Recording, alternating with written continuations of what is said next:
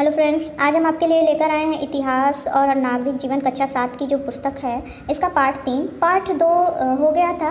और पार्ट 3 शुरू करने से पहले एक बार हमने जो है पार्ट 2 में क्या क्या सीखा उसको एक बार रिवाइज कर लेते हैं। हमने देखा बलबन के बारे में, उसने सिजदा और पायबोस प्रथा परंपरा जो है वो शुरू कराई थी।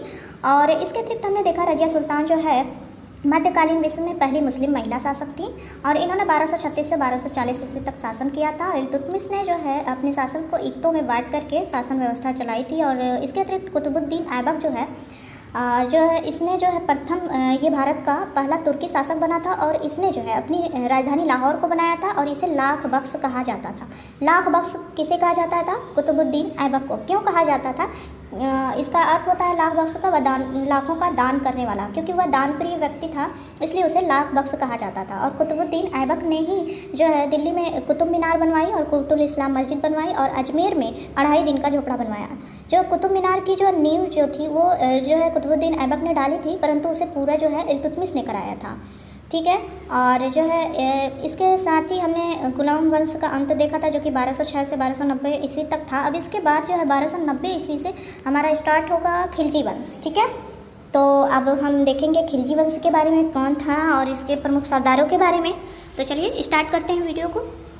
बलबन की मृत्यु के बाद दिल्ली की सत्ता पर अपना प्रभुत्व स्थापित करने के लिए तुर्क तथा खिलजी यानी खलजी सरदारों के मध्य संघर्ष प्रारंभ हो गया। इस संघर्ष में खिलजी सरदार जलालुद्दीन फिरोज सुल्तान बनने में सफल रहा।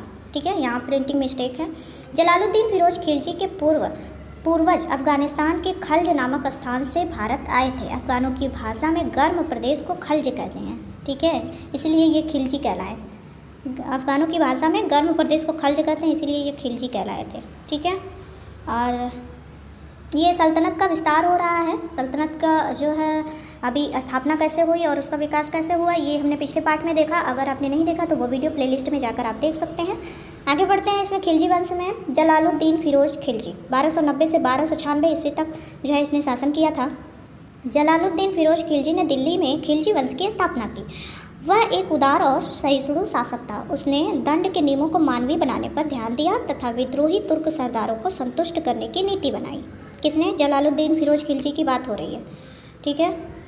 आगे सुल्तान का भतीजा अलाउद्दीन जो कड़ा यानी इलाहाबाद एवं अवध का इक़्तिदार तथा रक्षा मंत्री था, देवगिरी पर आक्रमण करने के लिए स्वयं निकला।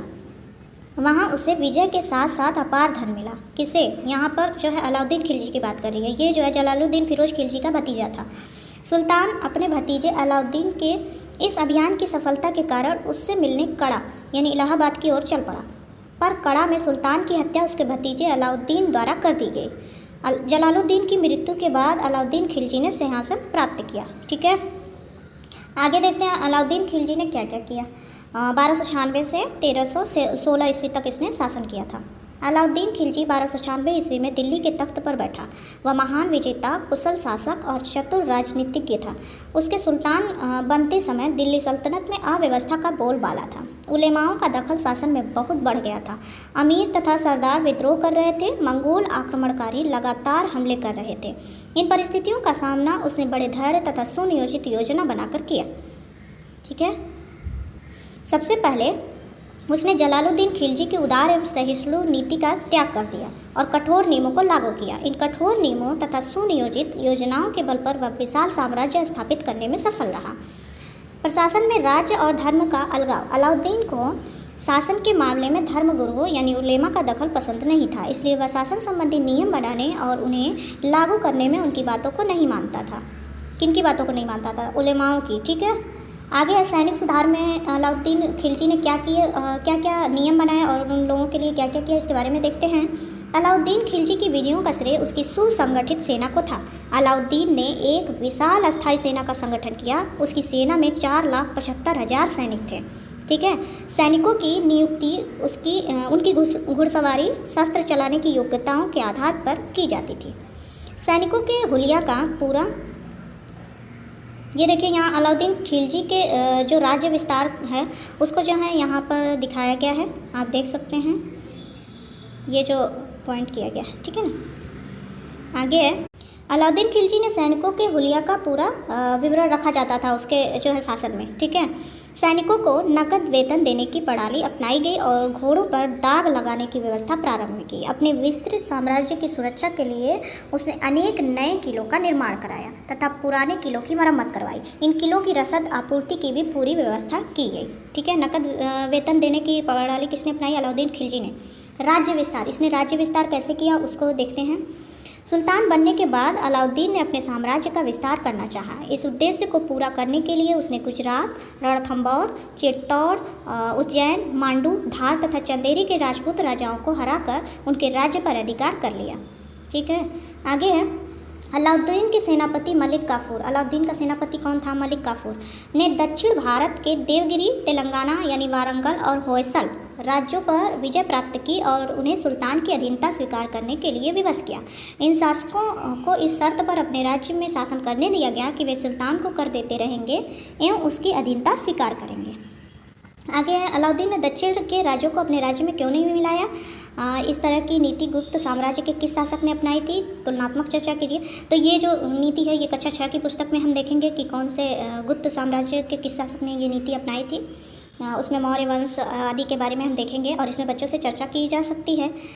आगे देखते हैं अमीरों तथा सरदारों पर नियंत्रण। अलाउद्दीन का मानना था कि दावतों तथा उत्सवों में मिलने से अमीरों तथा सरदारों में निकटता तथा आत्मीयता बढ़ती है, जिससे सुल्तान के प्रति षड्यंत्र एवं विद्रोह करने का अवसर मिलता है। अतः विद्रोहों को रोकने के लिए अलाउद्दीन खिलजी ने दरबार के अमीरों तथा सरदारों पर कठोर प्रतिबंध लगाए। उनके इलाकों पर राज्य द्वारा अधिकार कर लिया गया। अमीरों की दावतों, मदिरापान एवं गोष्ठियों पर भी नियंत्रण लागू किया गया। सुल्तान की पूर्व आज्ञा के बिना अमीर सामाजिक समारोहों का आयोजन नहीं कर सकते थे। गुप्तचर सदैव उन पर नज़र भी रखते थे। इन प्रतिबंधों से सरदार और अमीर भयभीत रहते थे। सुल्तान के विरुद्ध किसी को भी सिर उठाने का साहस नहीं था। इस प्रकार उसका अमीरों पर पूर्ण नियंत्रण था। किसका? अलाउद्दीन खिलजी की बात हो रही है। ठीक है, आगे मंगोल आक्रमणों का प्रतिरोध कैसे किया इसने? भारत की उत्तरी पश्चिमी सीमा पर मंगोलों के आक्रमण होते रहते थे। अलाउद्दीन के समय में भी मंगोलों ने कई बार आक्रमण किए। मंगोलों के आक्रमणों से सुरक्षा के लिए अलाउद्दीन ने बलबन की भांति पुराने किलों की मरम्मत करवाई और नए किलों का निर्माण करवाया। इन किलों में उसने योग्य और कुशल सेना रखी। यह सेना मंगोलों के आक्रमण को रोकती थी। मंगोलों के आक्रमण के लिए इसने बलबन की नीति अपनाई और बलबन की नीति को हमने पिछले पार्ट में पढ़ा था। आगे देखते हैं कृषि नीति क्या थी अलाउद्दीन खिलजी की। देखते हैं अलाउद्दीन पहला मध्यकालीन शासक था जिसने लगान का सही अनुमान लगाने के लिए भूमि को बिस्वा से नापने की प्रथा शुरू की। ठीक है, ये पहला शासक था जिसने भूमि को बिस्वा से नापने की प्रथा शुरू की। खराज यानी लगान को खराज कहते थे उस समय। लगान पैसों में नहीं बल्कि अनाज यानी खाद्यान्न के रूप में वसूल किया जाने लगा ताकि नगरों को पर्याप्त मात्रा में खाद्यान्न पहुँचाया जा सके। आगे है बाजार नियंत्रण। बाजार नियंत्रण प्रणाली जो इसकी थी अलाउद्दीन खिलजी की, ये काफ़ी इम्पॉर्टेंट है और इसने बहुत अच्छी बाजार नियंत्रण प्रणाली को अपनाया था। देखते हैं अलाउद्दीन को मंगोल आक्रमणों से राज्य की सुरक्षा तथा सल्तनत विस्तार के लिए एक बड़ी सेना रखना जरूरी था। इन सैनिकों को उनकी ज़रूरतों के अनुसार वेतन देने में खजाना खाली हो जाता था। अतः उसने कम वेतन में सैनिकों का खर्च चलाने के लिए बाजार नियंत्रण लागू किया। उसने दैनिक आवश्यकताओं की वस्तुओं के मूल्य निश्चित कर दिए जिससे निश्चित वेतन पाने वाले सैनिक भी अपना निर्वाह कर सकें। बाजार व्यवस्था की सफलता के लिए कुशल एवं ईमानदारी कर्मचारी नियुक्त किए जिनका प्रमुख जो है सहना यानी अधीक्षक कहलाया।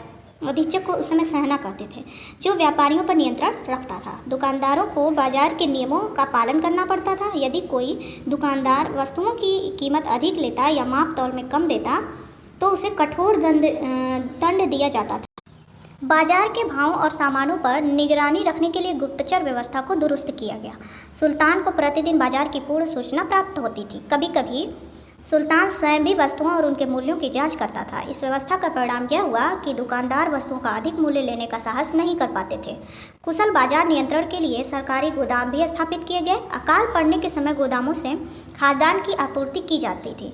वह पहला शासक था जिसने सार्वजनिक वितरण प्रणाली की शुरुआत की। ये बहुत इंपॉर्टेंट है, आप इसको ध्यान दीजिएगा। सार्वजनिक वितरण प्रणाली किसने शुरू की? अलाउद्दीन खिलजी ने।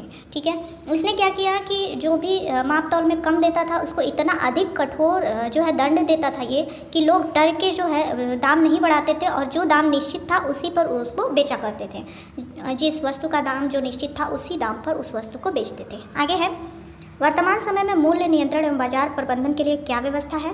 यह जो है उस समय की व्यवस्था से कितनी भिन्न व कितनी समान है।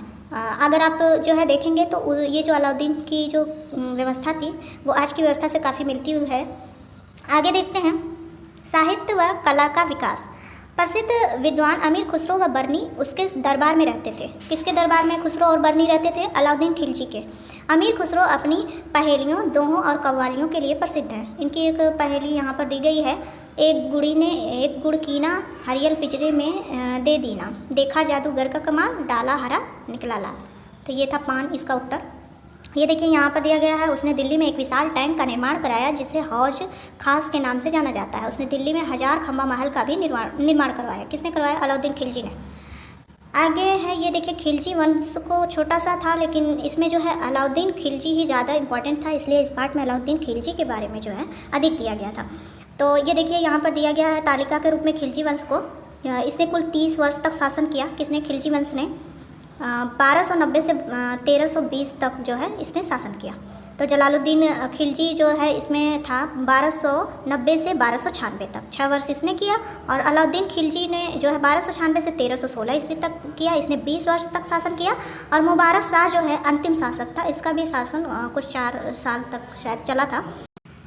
आगे है ये कुछ शब्दावली दी गई है। धर्मगुरु या धर्माधिकारी जो है उलेमा कहलाते थे। आलिम और शिक्षित का बहुवचन होता है उलेमा। और खराज यानी लगान, भूमि पर खेती करने वालों से लिया जाने वाला कर यानी टैक्स, वो लगान या खराज कहलाता था। घोड़ों पर दाग की क्या परंपरा थी? ये जो अलाउद्दीन खिलजी ने शुरू की थी। घोड़ों की संख्या एवं इनकी पहचान के लिए उनकी पीठ पर दाग लगाने की परंपरा थी, इसे ही दाग कहते थे। और हुलिया किसी व्यक्ति के रंग, रूप आदि का ब्यौरा जो है अलाउद्दीन ने जो है रखना शुरू किया था। और रसद मतलब होता है भोजन सामग्री। तो ये था पार्ट 3। आगे हम लेकर आएंगे पार्ट 4 जो कि होगा तुगलक काल के बारे में, जो 1320 से 1412 ईस्वी तक चला था। तो जो है उसमें हम देखेंगे मोहम्मद बिन तुगलक, गयासुद्दीन तुगलक। और जो है तुगलक की जो योजनाएं थी वो अधिकतर असफल थी। और कौन कौन सी योजनाएं थी जो बुरी तरह फ्लॉप हुई थी, इसके बारे में भी हम देखेंगे। और जो इतिहास में बहुत अधिक महत्व रखती हैं उनके बारे में भी हम देखेंगे और चर्चा करेंगे। तो प्लीज़ चैनल को सब्सक्राइब करें, वीडियो को लाइक करें। Thank you.